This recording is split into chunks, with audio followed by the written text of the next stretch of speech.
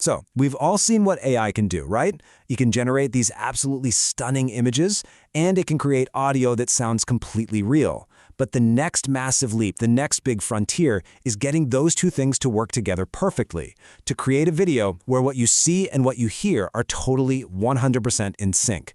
The big question is, can AI actually learn to dream in sync? I mean, just take a look at this bear to get a sense of what's possible. And AI didn't just generate the video here from a text prompt. It also came up with the sound to go with it, that deep rumbling growl. Now this is the goal, to create seamless, synchronized video and audio, pretty much on demand. All right, so here's our game plan. Over the next few minutes, we're going to unpack the huge challenge AI is up against. We'll meet a brand new model called JavaSDIT++ that's trying to crack the code, and we'll see what this all could mean for the future of how we create, well, anything. So, first things first, what's the big hurdle? Let's dive right into the core issue that has researchers scratching their heads, what they're calling the sync problem. You know, AI is in this kind of funny spot. On one hand, these models are absolutely incredible at making high-quality, realistic video. And on the other hand, they're total wizards at generating lifelike audio. But that gap in the middle? That's the really tough part.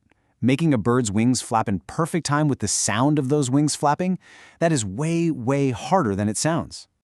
And look, this isn't just some tiny little bug. The researchers behind the paper we're looking at today point out a major gap. The open source models out there have been lagging behind the big-name commercial ones, especially when it comes to getting that timing just right. And that's a gap that really needed to be closed. So, how in the world do you bridge a gap that wide? Well, allow me to introduce the new contender, which was designed from the ground up to do exactly that. Everybody, meet JavaSDIT++. This is a new AI framework, and it was engineered for one very specific, very challenging task, generating audio and video together as one unified thing. Its whole reason for being is to solve that sync problem and seriously level up what open source tools can do. So how's it going to pull this off? Well, JavaSDIT++ is really focused on three core missions. First, get higher quality video and audio. Second, nail the timing so it's absolutely perfect. And third, make sure the final result is something that we humans actually find, appealing. Okay, now for the really juicy part, the secret sauce. Let's break down the three key innovations that make JavaSDIT++ tick, and I promise we'll keep it simple. So the first big idea is called a modality-specific mixture of experts. I know, it's a mouthful, but just think of it like a team of super specialist chefs. You've got your video experts in their own kitchen and your audio experts in another. They each perfect their own things separately, but then they coordinate in a shared dining hall to bring it all together into one perfect dish. When you let the specialists do what they do best, you just get a better result for both the visuals and the sound. Innovation number 2 is all about that timing problem. It's called temporal aligned rope. And the easiest way to think about it is like a digital clapboard you'd see on a movie set.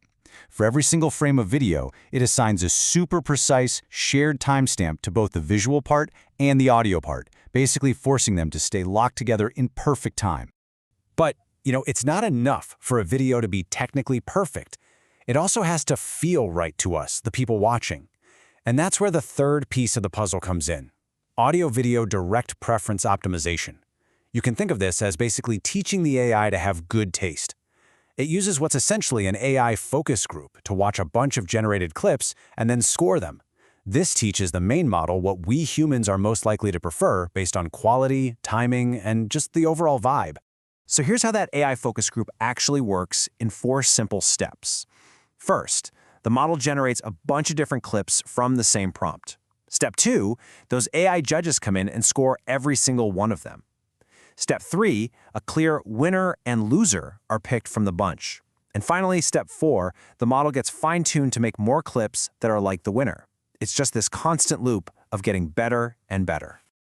Okay, so those 3 ideas sound pretty amazing on paper, but the real question is, do they actually work? Let's get to the showdown and put JavaSDIT++ up against the competition. Now, this chart right here is where things get really, really interesting. We're looking at a score for audio-video sync, and the key thing to know is that here, a lower score is better. It means the sound and video are more tightly aligned. Now, just look at that bar on the far right, the one labeled Hours.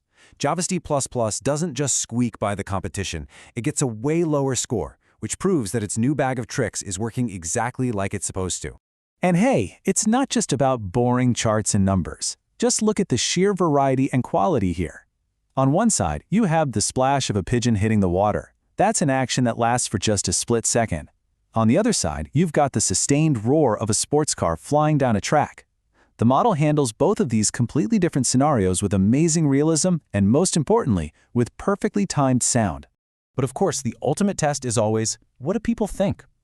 In a blind, head-to-head competition against its main rival, people were asked a really simple question: which video is better? The result? Well, it was a landslide. An overwhelming 74.7% of the time, people chose the video made by Java's D++. So, after all that, what's the big takeaway? Let's zoom out a bit and think about what this really means for the future of creation. So why is this such a huge deal? Well, for starters, it seriously narrows that gap between open-source tools and the closed, proprietary models from the big tech companies. That puts some seriously powerful tools into the hands of way more creators.